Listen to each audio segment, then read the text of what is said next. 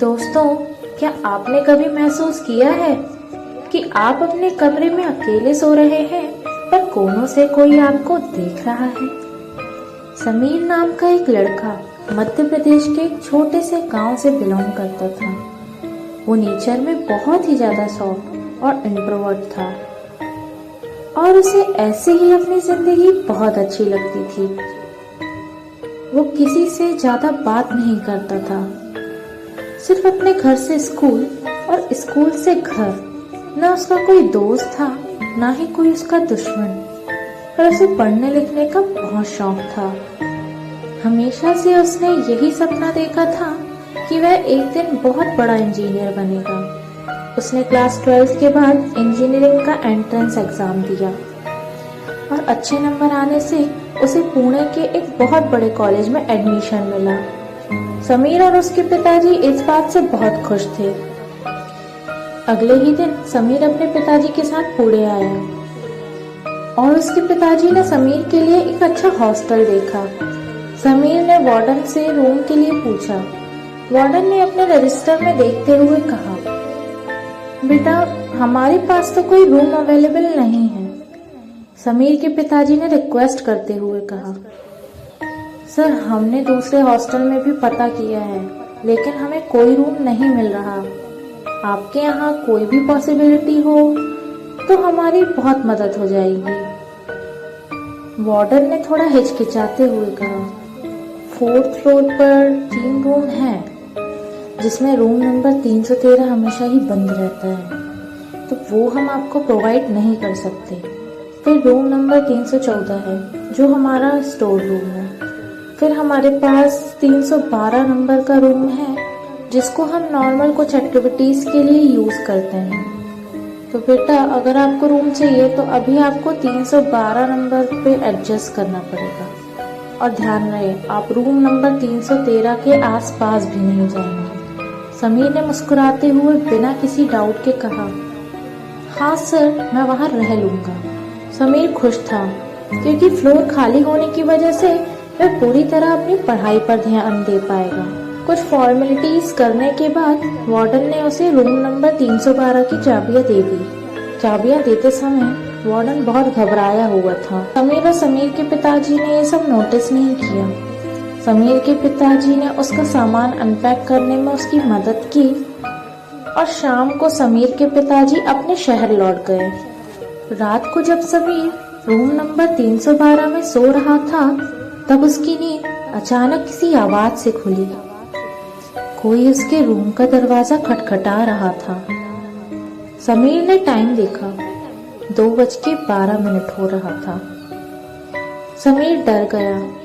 उसने सोचा, 4th floor में तो मैं अकेला रहता हूँ, कौन होगा इतनी रात को यहाँ। तभी कोई जोर जोर से दरवाजा नॉक करने लगा। समीर ने बहुत बार अंदर से आवाज लगाई, कौन है, पर सामने से कोई जवाब नहीं दे रहा था। समीर ने हिम्मत करके दरवाजा खोला। सामने कोई नहीं था, लेकिन फर्श पर गीले पैरों के निशान बने हुए थे, जो रूम नंबर 313 की तरफ जा रहे थे। समीर ये सब देखकर डर गया और रूम का डोर अंदर से बंद कर लिया। और जैसे ही वो पीछे मुड़ा, उसने देखा जो पैर के निशान उसने बाहर देखे थे, वो बाहर से अंदर उसके रूम तक आ रहे थे। वो डर से कांपने लगा और जल्दी से जाकर अपने बिस्तर में सर तक कंबल ओढ़कर सोने की कोशिश करने लगा। पर ये सब देखकर उसे रात भर नींद नहीं आई। अगली सुबह समीर रेडी होकर कॉलेज गया। कॉलेज में सीनियर्स उसकी रैगिंग करते हैं, पर वो ये सब इग्नोर करता है। दूसरे दिन भी सीनियर्स ने उसे बहुत परेशान किया और अब ऐसा रोज होने लगा। सीनियर्स का ये बिहेवियर अब उसे बहुत परेशान करता था, तो वो अपनी पढ़ाई पर भी मन नहीं लगा पा रहा था। और अब समीर ये सब सहन नहीं कर पाता और कॉलेज के मेस में जाकर रोने लगा। तभी उसके सामने एक पतला दुबला लड़का आकर खड़ा हो गया और उस लड़के ने थोड़ा सीरियस होकर समीर से कहा, कॉलेज में रैगिंग आम बात है, इसमें रोने की कोई बात नहीं। और वो समीर को सहानुभूति देता है और फिर वहां से चला जाता है। अब रोज जब समीर परेशान रहता तो वो लड़का समीर के पास आकर उससे बात करने की कोशिश करता और उसको अच्छा फील कराता। समीर को वो लड़का अच्छा लगता है और वो पूछता है, तुम कौन हो? वो लड़का अपना नाम बताते हुए कहता है, मेरा नाम विशाल है और मैं 3rd ईयर स्टूडेंट हूँ और मैं उसी हॉस्टल में रहता हूँ जिसमें तुम रहते हो समीर। समीर सरप्राइज होते हुए कहता है, तुम्हें कैसे पता मेरा नाम और मेरा हॉस्टल? मैंने तो तुम्हें ये सब कभी नहीं बताया। विशाल मुस्कुराते हुए कहता है, क्योंकि मैं रूम नंबर 313 में रहता हूँ, जो तुम्हारे रूम के बिल्कुल बगल में है। समीर खामोश हो जाता है और फिर डरते हुए कहता है, ऐसा कैसे हो सकता है? वार्डन ने तो मुझे बताया था वो रूम हमेशा खाली रहता है, वो रूम हम किसी को भी नहीं देते। विशाल मुस्कुराते हुए कहता है, हाँ, वार्डन ने सही कहा, क्योंकि वो रूम मैंने लिया था और मैं ज्यादातर हॉस्टल से बाहर रहता हूँ, अपने दोस्त के यहाँ। समीर फिर कहता है, लेकिन वहां से रात को बहुत अजीब अजीब आवाजें आती हैं और कभी कभी तुम्हारे रूम के बाहर गीले पैरों के निशान बने होते हैं। विशाल कहता है, हाँ भाई, मैं कभी कभी कॉलेज से जल्दी निकलकर रूम में अपनी पढ़ाई करता हूँ और मैं ज्यादा इधर उधर ध्यान नहीं देता। शायद तभी तुमने कभी मुझे वहां नहीं देखा। मैं अपने रूम से बहुत कम ही बाहर निकलता हूँ। समीर का दिल उसकी बातों पर भरोसा करने की इजाजत नहीं दे रहा था, पर फिर भी उसने आगे कोई सवाल नहीं किया। धीरे धीरे वो रोज कॉलेज में मिलने लगे और दोनों की अच्छी दोस्ती हो गई। समीर का ये जिंदगी में पहला दोस्त था। एक दिन विशाल ने समीर से कहा, क्या आज मैं तेरे रूम में सो जाऊं? मेरा दोस्त कुछ दिनों के लिए बाहर गया है और मेरा अपने रूम में अकेले मन नहीं लगता। समीर ने कहा, हाँ भाई, बिल्कुल, आप चाहो तो रोज मेरे रूम में सो सकते हो। वैसे भी रात को मुझे अकेले नींद नहीं आती। उस रात विशाल समीर के रूम में आकर सोता है। रात को समीर को नींद में ऐसा लगता है जैसे कोई उसका गला दबा रहा हो, पर वो अपनी आंखें नहीं खोल पा रहा था और जैसे उसकी आवाज गले में ही अटक गई हो। उसकी नींद अचानक से टूटती है और वो उठकर देखता है। उसकी नजर अपने बगल में थोड़ी दूर बिस्तर पर जाती है जहां विशाल सो रहा था। जैसे ही उसकी नजर वहां जाती है, वो डर से कांपने लगता है, क्योंकि विशाल अपने बेड पर बैठा उसकी तरफ मुस्कुराते हुए घूर रहा था और वो मुस्कुराहट किसी को भी अंदर से डरा सकती थी। समीर की सांस उसके गले में ही अटक गई। तभी समीर ने हकलाते हुए कहा, विशाल, तुम क्या कर रहे हो? विशाल कुछ नहीं बोला और वैसे ही उसकी तरफ देखता रहा। तो समीर और ज्यादा डर गया। समीर ने फिर तेज आवाज में कहा, विशाल, विशाल। तभी उसके कानों में विशाल की आवाज आई, समीर, क्या हुआ? उठ, क्यों चीख रहा है? तभी समीर अपनी नींद से जागा। ये महज उसका सपना था। विशाल ने उसे उठाकर पानी पिलाया और पूछा, क्या हुआ तुझे? क्यों चिल्ला रहा था? समीर ने गहरी सांस ली और कहा, कुछ नहीं, बस एक बुरा सपना था। विशाल ने कहा, ठीक है, अब सो जा आराम से, सब ठीक है। और इतना कहकर विशाल अपने बिस्तर पर जाकर बैठ गया और उसी तरह बैठकर समीर को घूरने लगा जैसे समीर को सपना आया था। समीर की नजर उस पर पड़ी। समीर की अंदर तक रूह कांप गई। फिर विशाल ने उस पर से नजर हटाई और सो गया। समीर ने जल्दी से अपना कंबल ओढ़ा और वो भी सो गया। अब हर रात विशाल समीर के रूम में ही सोता, पर समीर को रोज रात डरावने सपने आने लगे और जब भी सपने से वो जागता, घड़ी पर समय 2:12 दिखाता। कभी उसको सपना आता कि विशाल ने एक फांसी का फंदा तैयार किया है और समीर उस फंदे पर लटकने जा रहा है। कभी उसके बेड के नीचे अजीब अजीब आवाजें आती और जब वो बेड के नीचे देखता तो तो वहां विशाल अजीब सी आकृति बनाकर बैठ कोई मंत्र पढ़ता, तो कभी नींद में कोई उसका गला दबा रहा होता। पर जब भी उसकी नींद खुलती टाइम 2:12 दिखाता। उसने कई बार ये बात विशाल को बताने की कोशिश की, पर विशाल हमेशा हंसकर उसकी बात टाल देता। एक दिन उसने अपनी माँ को फोन पर यह सारी बात बताई। उसकी माँ ने उसे कहा कि अपने रूम में एक हनुमान जी की फोटो लगाकर रखो और उनकी हर सुबह पूजा करो और सुबह शाम दिया जलाओ और अपने तकिए के नीचे कोई लोहे की चीज रखकर सो। शायद तुमको फिर यह सपने नहीं आएंगे। अगले दिन ही समीर ने मार्केट से जाकर एक हनुमान जी की छोटी सी मूर्ति खरीदी और रूम में उसे स्थापित किया और हनुमान चालीसा का पाठ किया।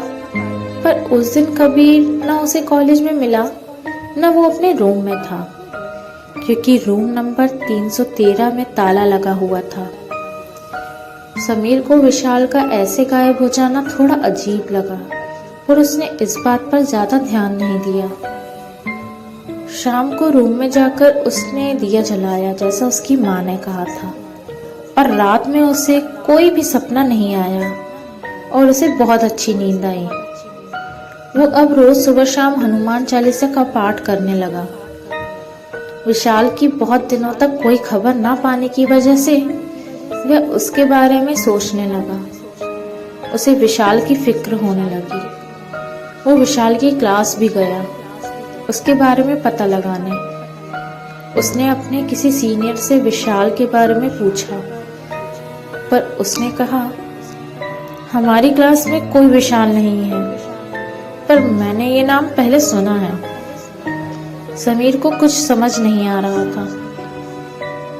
थोड़े दिन बाद जब वह कॉलेज से हॉस्टल गया तब रूम नंबर 313 का लॉक खुला था।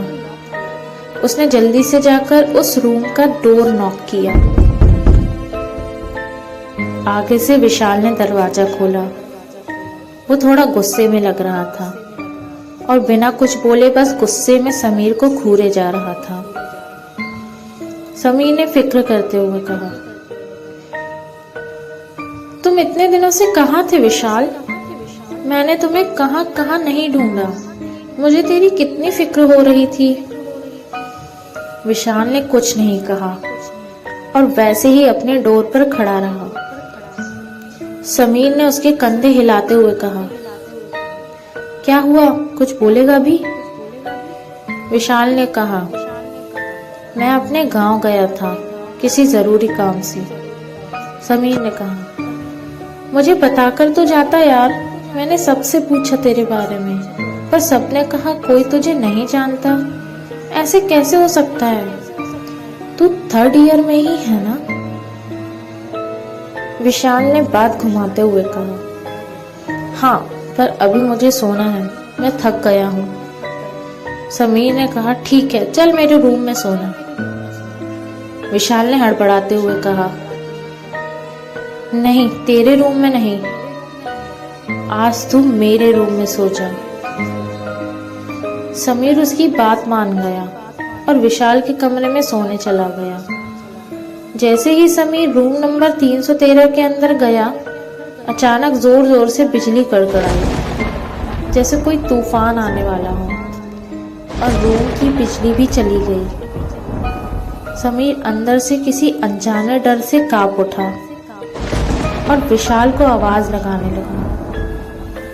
सामने से विशाल हाथ में जली हुई मोमबत्ती लेकर समीर के सामने खड़ा हो गया और उसने अजीब ढंग से मुस्कुराते हुए कहा, समीर, मैं यही हूँ, तेरा ही कब से इंतजार कर रहा था, आखिर तू आ ही गया। समीर ने कहा, एक तो बाहर बिन मौसम बरसात हो रही है, लाइट भी चली गई और तू यहाँ मुझे डराने की कोशिश कर रहा है। विशाल ने कोई जवाब नहीं दिया और जाकर अपने बिस्तर पर सो गया। समीर ने भी उस पर इतना ध्यान नहीं दिया और वो भी अपने बगल वाले सिंगल बेड पर सो गया। रात में जोर से बारिश हो रही थी और अचानक से बहुत तेज बादल गड़गड़ाने की आवाज से समीर की नींद अचानक खुल गई। उसने अपने बगल वाले बिस्तर में देखा, वहां विशाल नहीं था। समीर अपने बिस्तर पर उठकर बैठ गया। अचानक से उसने नोटिस किया कि उसके बिस्तर के नीचे बहुत बुरी बदबू आ रही है और साथ ही साथ किसी मंत्रों की आवाज आ रही थी। समीर डर से कांपने लगा और अनजाने में ही उसकी नजर दीवार में टंगी घड़ी पर पड़ी। घड़ी 2:12 पर आकर रुक गई थी। उसे ऐसा लगा जैसे उसके पैरों तले जमीन खिसक गई हो। समीर के बिस्तर के नीचे बदबू बढ़ती जा रही थी और साथ ही अजीब सी आवाज उसके कानों में पड़ती है। वो ऐसी आवाज थी जैसे किसी लोहे की चीज को धार दी जाती है। वो डरते हुए बिस्तर के नीचे देखता है और उसकी सांसें जैसे थम सी जाती हैं। बिस्तर के नीचे कोयले से आकृति बनी हुई थी और आकृति के ऊपर कच्चा सड़ा हुआ मांस, लाल नींबू जिसमें बहुत पिन चुभी हुई थी और लाल सिंदूर बिखरा पड़ा था और वहां मक्खियां भिनभिना रही थी और बगल में ही विशाल उसकी तरफ पीठ किए हुए कुछ कर रहा था। समीर ने डरते हुए आवाज लगाई, विशाल विशाल। विशाल की गर्दन अचानक पूरी तरह मुड़ गई। वो हाथ में एक चाकू लेकर उसे धार दे रहा था और अजीब ढंग से मुस्कुरा रहा था। उसकी आंखों में पुतलियां नहीं थी। अगले ही पल समीर चीख उठा और रूम के दरवाजे के पास पहुंच उसे खोलने की कोशिश करने लगा, पर रूम का दरवाजा जैसे खुलने का नाम ही नहीं ले रहा था। वह जोर जोर से दरवाजा पीटने लगता है। पीछे से विशाल की आवाज आती है, समीर मेरे दोस्त, आज मैं तेरी बलि चढ़ाऊंगा। और इतना कहते ही वो जोर जोर से हंसने लगा। समीर ने हिम्मत की और हनुमान चालीसा पढ़ने लगा। जैसे ही उसने हनुमान चालीसा शुरू की, विशाल का चेहरा गुस्से से भर गया और देखते ही देखते वो तड़पने लगा। समीर ने फिर अंदर से दरवाजा खोलने की कोशिश की और रूम का दरवाजा खुल गया। समीर सीढ़ियों से उतरकर 3rd फ्लोर पर पहुंचा ही था कि वो वहीं बेहोश हो गया। सुबह 3rd फ्लोर पर जो स्टूडेंट रहते थे, उन्होंने समीर को उठाया, उसे पानी पिलाया और पूछा, तुम यहाँ कैसे बेहोश हो गए, क्या हुआ? तब समीर ने हॉस्टल वालों को पूरी बात बताई। सब बहुत ज्यादा ही डरे हुए थे। वार्डन को जब इस बात का पता चला तो वो समीर को देखने आया। समीर ने वार्डन से कहा, सर आपने कहा था रूम नंबर 313 में कोई नहीं रहता, लेकिन वहां तो विशाल रहता है ना? वार्डन ने समीर की ऐसी हालत देखी और खुद को सच बताने से रोक नहीं पाया और कहा, जिस विशाल की तुम बात कर रहे हो वो 7 साल पहले मर चुका है और कल के दिन ही उसकी फांसी लगाकर मौत हुई थी। ये सब सुनकर समीर ठंडा पड़ गया। वार्डन ने उसे आगे बताया, विशाल तंत्र मंत्र जैसी चीजों में पड़ गया था और एक रात 2:12 पर उसने खुद को फांसी लगा ली, उसी रूम में, रूम नंबर 313 में। और कल अमावस्या की रात थी। तुमको मैंने मना किया था रूम नंबर 313 के पास मत जाना, तुम्हें वहां नहीं जाना था। यह सब सुनकर समीर यकीन नहीं कर पा रहा था। उसके मुंह से आवाज नहीं निकल रही थी। उसने डरते हुए कहा, इतने दिनों से मैं किसी आत्मा के साथ बातें कर रहा था, उसके साथ एक ही रूम में सो रहा था। अगले ही दिन समीर ने वो हॉस्टल खाली कर दिया, पर विशाल जैसे उसके दिमाग से जा ही नहीं रहा था। समीर को अब किसी पर भरोसा ही नहीं रहा। ये उसकी जिंदगी का सबसे डरावना पल था। तो दोस्तों, आपको समीर की कहानी कैसी लगी? कमेंट करके जरूर बताइएगा।